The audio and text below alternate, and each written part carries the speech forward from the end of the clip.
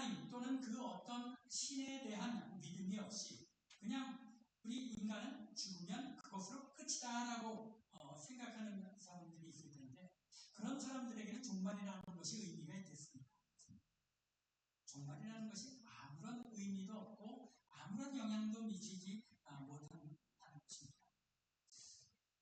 또한 우리의 사람들은 그나마 예수를 믿지는 않는다고 해도 죽음 이후에 무엇인가가 있지 않을까 하는 막연한 생각을 가지고 종말에 대하여 관심을 가지는 부류의 사람들입니다. 이런 사람들의 종말에 대한 관심은 자신의 죽음과 그 이후에 대한 두려움에서 출발되는 것이라고 할 수 있습니다. 내가 죽으면 그것으로 끝나는 것입니다. 그 후에 뭔가가 있지 않을까 하는 염려와 두려움이 정말 마지막 때에 대한 관심을 가지게 한다는 것입니다. 하지만 그와는 달리 믿는 사람들의 종말에 대한 관심은 어떤 것이겠습니까? 예수 믿는 사람들에게 당연히 예수님께서 내가 다시 오마라고 약속하신 그 재림과 종말에 대하여 관심을 가지게 되는 것입니다. 그런데 문제는 이 종말에 대한 관심이라는 것이 우리 믿는 사람들이 종말에 대한 관심이 너무 부족해도 영적인 삶을 살아가는데 어려움이 있지만, 또 반대로 그 관심이 지나치게 과하거나 그 방향이 조금 잘못되었을 때 그 문제가 굉장히 심각하다는 것입니다. 특별히 우리 한국교회는 초기부터 대략 한 1920년대 정도부터라고 이야기를 합니다. 한국교회 초기부터 종말론에 대한 잘못된 가르침들, 즉 종말론에 관한 이단들의 역사가 굉장히 깊습니다. 아마도 우리 민족의 깊은 종교성에 기인한 것이 아닐까 생각이 듭니다. 우리 기억으로만 해도 사회적으로 꽤 큰 영향을 미친, 또 이 세상으로부터 지탄을 받을 만한 영향을 미친 그런 종말론 이단이 있어 왔습니다. 90년대에만 해도 우리가 잘 아는 다니선교회의 그런 이단적인 사상 때문에 사회에서 누리를 일으킨 바 있습니다. 또 2010년이 지나서는 과천 은혜로교회 신옥주 목사 사건이 있습니다. 교인들에게 한국에 이제 전쟁으로 불바다가 되기 때문에 성도들이 피지에 낙토로 이주할 것을 주장해서 400여 명을 이 피지 땅으로 이민을 가게 하고는 그 재산을 갈취한 사건이 있습니다. 여러분 한국 교회 소식에 대해서 별로 소식을 모르고 계셔서 몰랐을지 모르겠는데 2010년대 중반에 그런 일이 있었습니다. 이런 종말에 대한 관심, 우리 한국 사람들이 종교적인 성향상 또 세상의 무교적인 그런 무신이라기보다는 무속신앙에 대한 그런 관심 때문에 이런 종말론들에 쉽게 휩쓸리는 경향이 있는 것 같습니다. 하지만 서양교회라고 해서 이런 종말론에 대한 이단의 역사가 옵니다. 그렇지 않습니다. 이 서양의 초대교회부터 시작해서 이 종말론에 대한 잘못된 가르침들이 교회 안에는 늘 있어 왔습니다. 최근만 해도 우리가 잘 아는 패밀리 라디오를 프로그램을 운영했던 박시각, 또 성경에서 읽던 헤럴드 캠핑이라는 그런 분도 결국은 이 종말론의 몰두에서 벗어나지 못하고 이단적인 그런 시간을 제시하는 그런 일을 함을 일으켰습니다.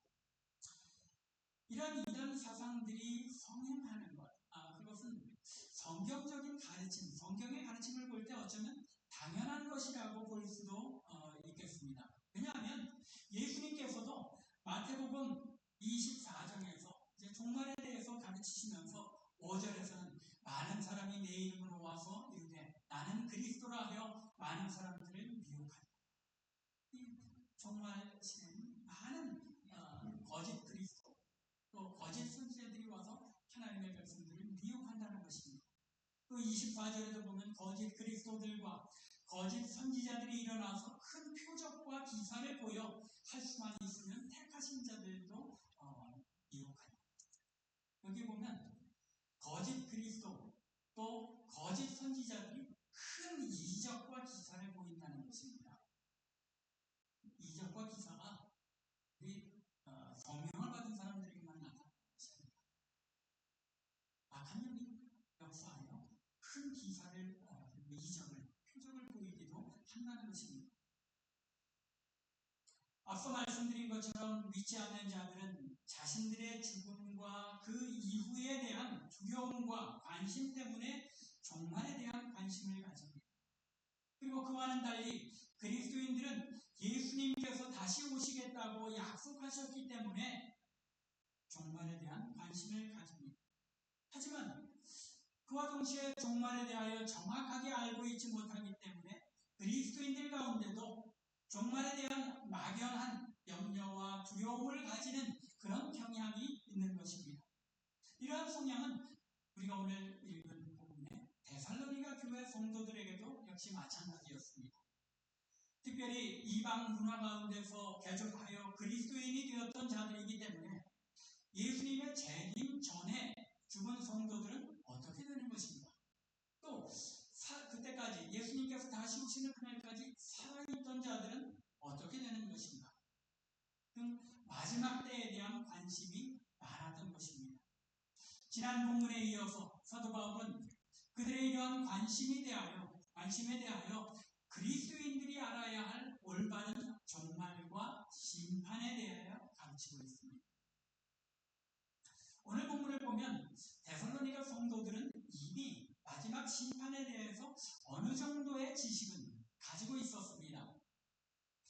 데살로니가 교회 성도들은 그리스도의 재림에 대한 관심과 마지막 심판의 때에 일어날 일들에 대하여 디모데에게 문의를 해왔던 것 같습니다.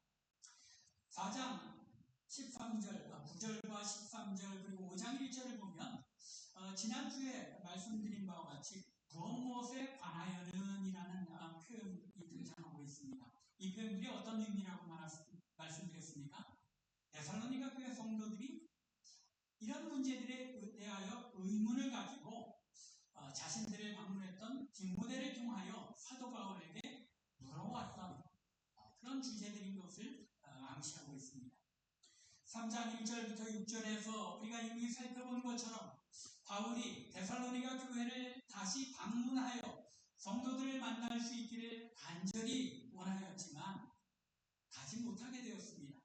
그러자 이제 바울이 디모데를 데살로니가 교회로 보내요. 이제 믿음의 삶을 시작한 지 얼마 안 되어서 신앙이 어린 데살로니가 교회 성도들을 그 믿음 위에 굳건히 세우고자 했습니다. 그런데 데살로니가로 보냈던 디모데가 돌아와서 데살로니가 교회의 소식을 바울에게 전하여 주며 그들이 가지고 있던 의문을 바울에게 전하여 준 것입니다.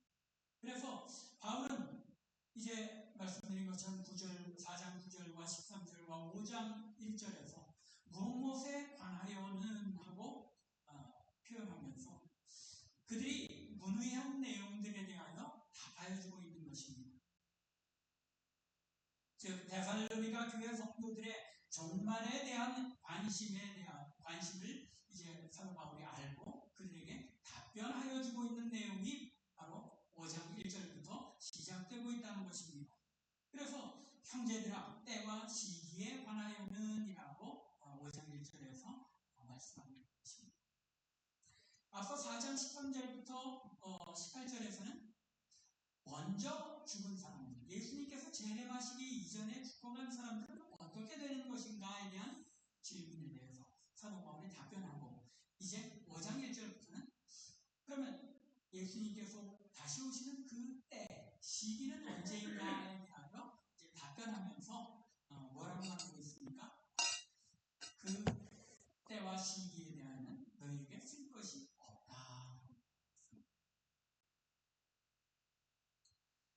사도 바울이 그곳에 머물며 복음을 전할 때에 그리스도께서 다시 오실 것에 대한 소망을 가지도록 저들에게 말씀을 선포했습니다.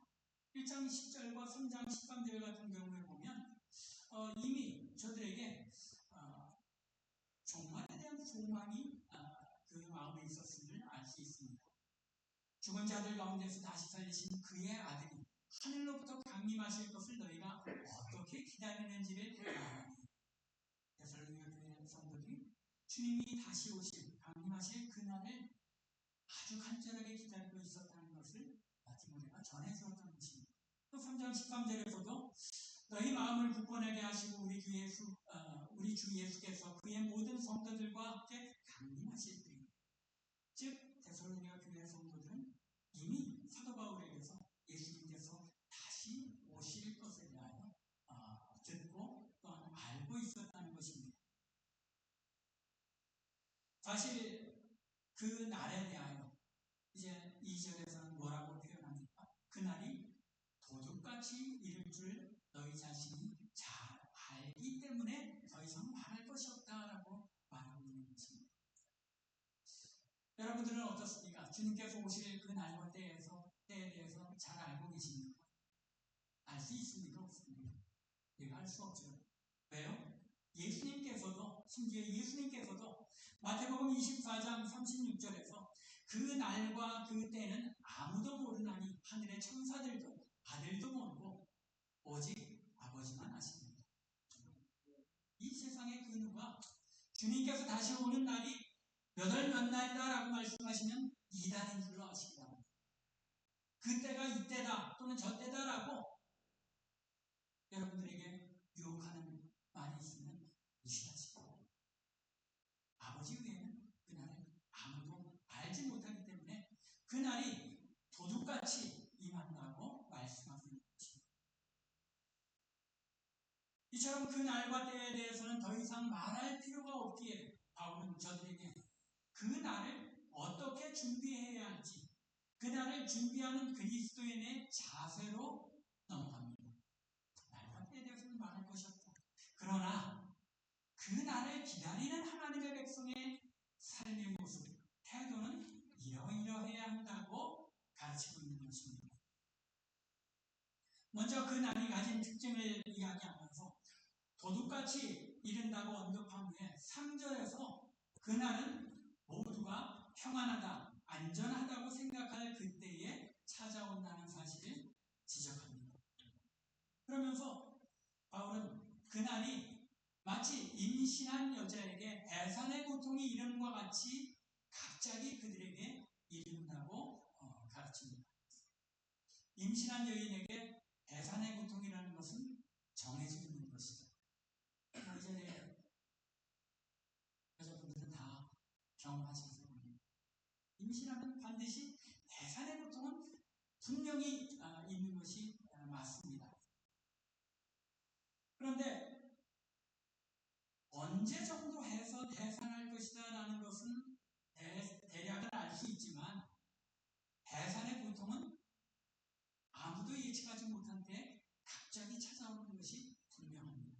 그것처럼 주의 날은 결코 피할 수 없이 반드시 찾아오는 것이지만 그날은 갑자기 임한다는 사실을 다시 한번 임신한 여자의 비유해서 설명하고 있는 것입니다. 그러므로 바울이 생각하기에 데살로니가 성도들에게 있어서 중요한 것은 주의 날이 언제인가가 아니라 이 주의 날, 마지막 심판의 날을 어떻게 준비하여야 하느냐에 있었던 것입니다. 그래서 4절 이하에서 이에 대하여 자세히 설명합니다. 뭐라고 설명합니까? 형제들아, 너희는 어둠에 있지 아니하며 그날이 도둑같이 너희에게 임하지 못하리니 라고 말씀합니다. 4절 읽으면서도 좀 이상하지 않습니까? 2절에서 뭐라고 얘기했습니까? 그날이 도둑같이 너희에게 이를 줄을 너희 자신이 자세히 안다고 말해놓고 이제 4절에서는 그날이 도둑같이 너희에게 임하지 못하리라 라고 말씀합니다. 모순이 되는 얘기처럼 보이죠? 바로 앞에서 도둑같이 임한다고 해놓고 뒤에 가서는 도둑같이 임한다고 임하지 아니하리라고 말씀하고 있습니다. 그 이유는 4절 상반절에서 뭐라고 이야기합니까? 너희가 어둠에 있지 아니하기 때문이라고 설명합니다. 빛의 아들이요 낮의 아들이므로 밤이나 어둠에 속하지 않기 때문에 도둑같이 임하지는 너희에게는 도둑같이 임하지 않는다는 것입니다. 이 말은 그날이 도둑처럼 임하느냐 아니냐는 그 사람이 어떤 사람이냐에 따라서 다를 수 있다는 것을 의미합니다. 그리스도인들에게도 반드시 주의 날이 도둑이 찾아드는 것처럼 불시에 찾아오기는 하지만 그리스도인들은 어두운 가운데 있지 않기 때문에 그날이 도둑이 찾아드는 것처럼 두려움으로 임하지는 않는다는 것입니다. 빛의 자녀들이기 때문에 어둠에 속하지 아니하는 어둠에 속한 자들에게는 그날이 밤에 찾아드는 도둑처럼 임하지만 낮에 속하고 빛에 속한 하나님의 백성들에게는 이미 그날이 찾아올 것을 마음속에 다짐하고 기다리고 갈망하고 있기 때문에 그들에게는 도둑처럼 갑자기 찾아오는 것이 될 수 없다는 것입니다. 믿지 않는 자들은 밤과 어두움에 속하였기 때문에 도둑이 두려움 속에 임하는 것처럼 임하지만 그리스도인은 어두움에 있지 않고 빛의 아들들이요 낮의 아들들이므로 밤과 어두움에 속하지 않았기 때문에 그날은 두려움으로 임할 수 없다는 것입니다. 즉 그리스도인들은 예수를 믿음으로 빛의 자녀들이 되었고 어둠에 속한 사탄의 자녀들이 아니기 때문에 그날이 심판의 두려움으로 임하는 것이 아니라는 말입니다. 구약 성경에서도 강조하는 바와 같이 주의 날은 심판의 날인 동시에 구원의 날이기도 합니다. 이 세상에 속한 어둠에 속한 자들에게는 주님께서 임하시는 그날이 심판의 날이요 어둠의 날이지만 믿는 자들에게는 하나님의 백성에게는 그날이 빛의 날이요 영광의 날이요 구원의 날이라는 것입니다. 이러한 사상은 구약의 아모스 선지자와 또 요엘 선지자에게서 잘 나타나고 있습니다.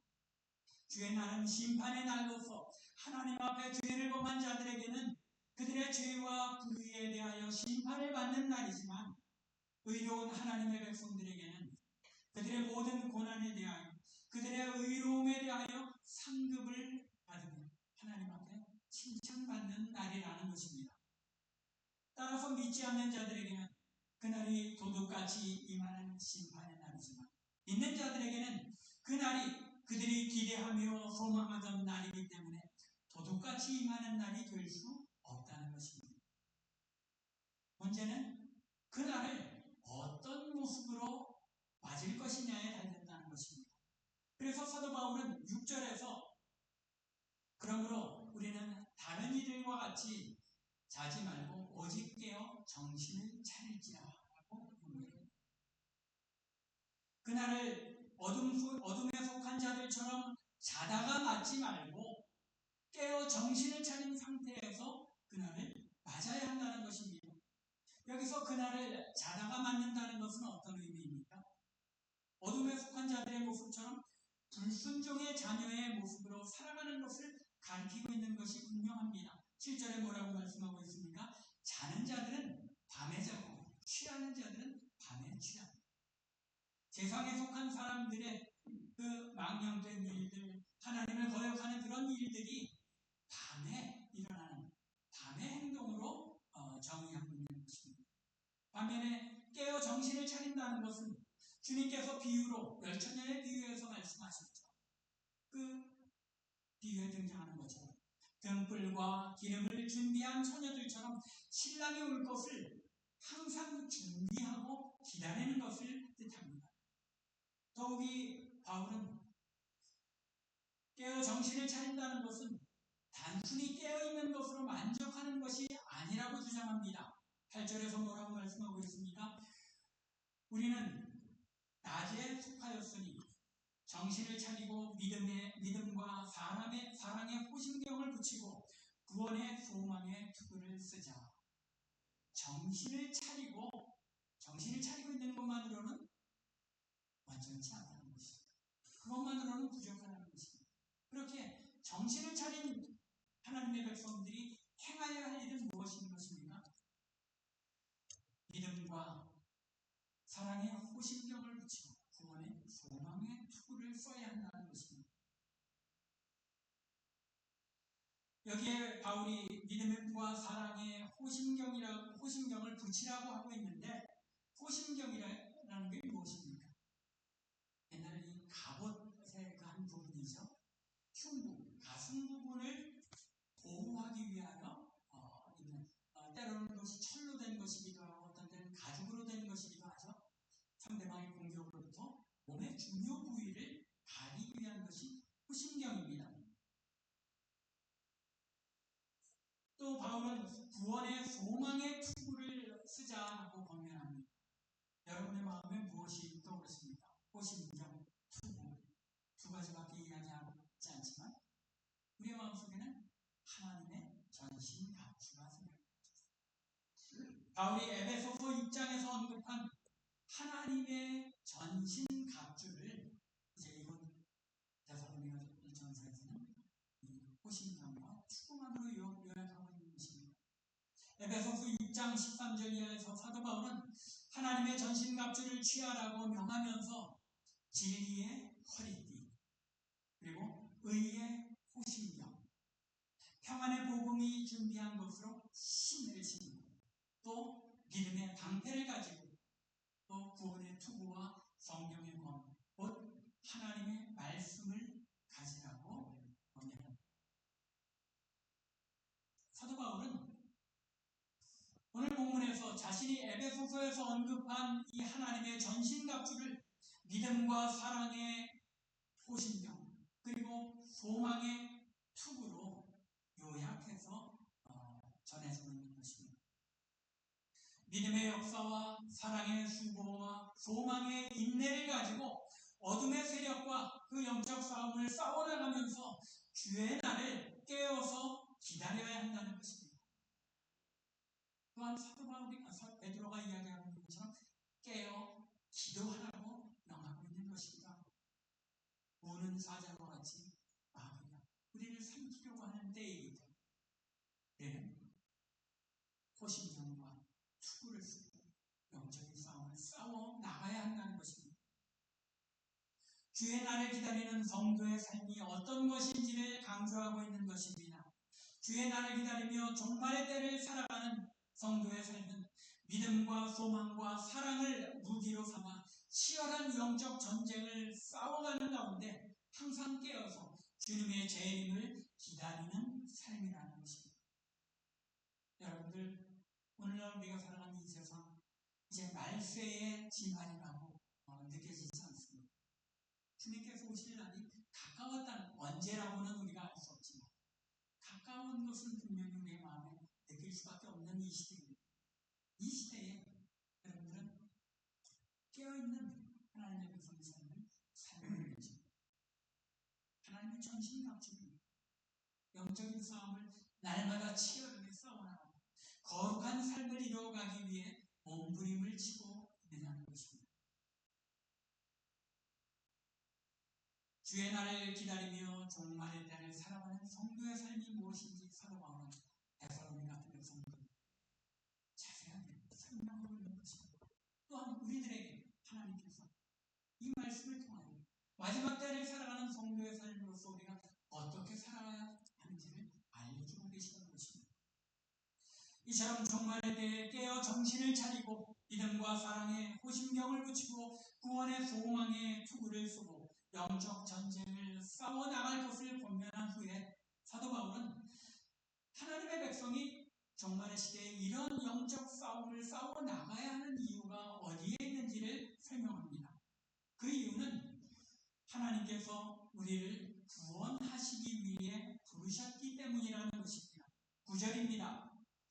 하나님이 우리를 세우심은 노하심에 이르게 하심이 아니요 오직 우리 주 예수 그리스도로 말미암아 구원을 받게 하려 하십니다.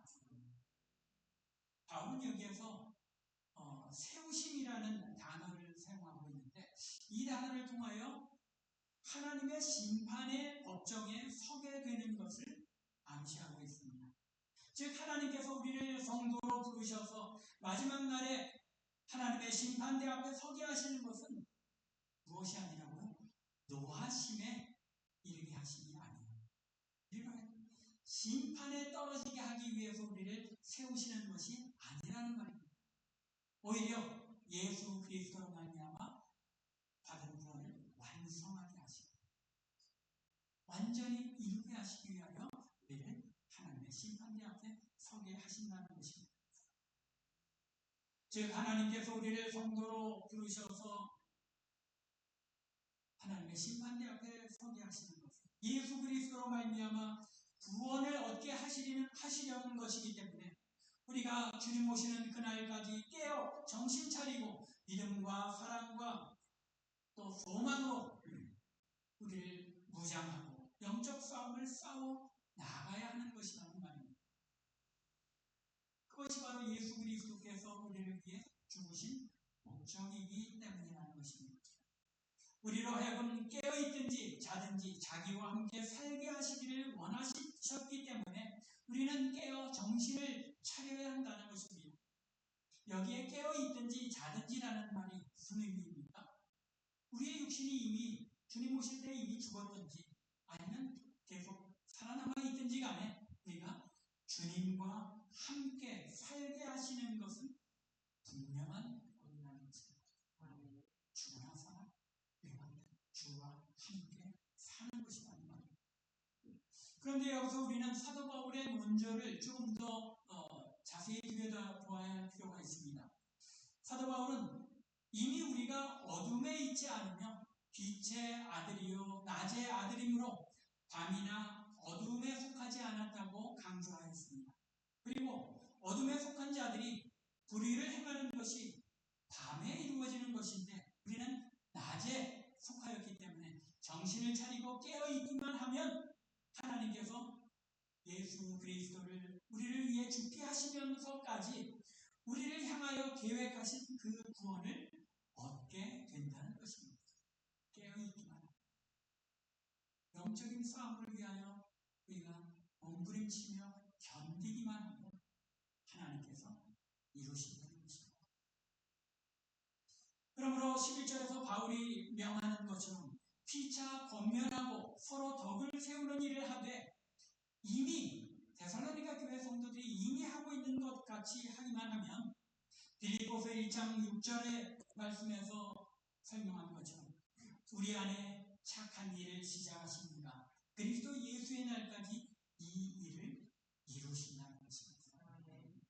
내가 이루는 것이 아니라 하나님께서 우리 안에 이 선한 일을, 이 구원의 역사를 시작하신 그 하나님께서 마지막 그 구원의 날까지 그리고 예수 그리스도와 함께 영원히 거하는 그날까지 우리의 구원을 하나님께서 친히 이루시겠다고 약속하신 것입니다. 여전히 우리는 부족하죠. 매일의 삶 속에서 하나님의 백성다운 거룩한 삶을 살아내지 못하기 때문에 갈등하며 번민할 때가 많이 있습니다. 그럼에도 불구하고 우리 안에 이 구원의 역사를 하나님께서 이미 시작하신 줄로 믿으시고 그리고 하나님께서 시작하신 이 일을 약속하신 그대로 주님께서 오시는 그날까지 하나님께서 친히 이루실 줄로 믿으십니다. 우리도 사도 바울의 본면처럼 깨어 정신을 차리고 믿음과 사랑에 호심경을 붙이고 구원의 소망의 투구를 쓰고 영적 전투를 싸워가며 성도들 간에 피차 권면하며 덕을 세우는 이 일을 계속하며 어둠에 속한 자들과 구별된 삶을 살아가기만 하면 하나님께서 주의 날을 우리로 하여금 주의 날을 영광 중에 맞게 하실 줄로 믿습니다. 우리 안에 평안하다, 안전하다 하면 주의 날에 대한 경각심이 없이 깨어 정신을 차리지 못하고 어둠에 속한 시절에 살아가던 모습 그대로 살아가고 있지 않은지 우리 자신들을 돌아볼 수 있기 바랍니다. 과연 우리들은 이 시대에 깨어있는가? 빛에 속한 자들로서 깨어 정신을 차리고 믿음과 사랑의 호심경을 붙이고 구원의 소망에 투구를 쓰고 우리 앞에 놓인 영적 전쟁을 치열하게 싸워내고 있는가? 우리 스스로를 돌아보아야 한다는 것입니다. 간절히 원하기는 우리 매일매일의 삶 가운데 그런 영적 싸움이 있는 것을 깨어서 잘 들여다보고 기도하는 가운데 또 우리에게 주어진 영적인 얘기를 가지고 대항하는 싸우는 가운데 하나님께서 우리를 향해 계획하신 빛의 자녀의 삶, 거룩한 하나님의 백성의 삶을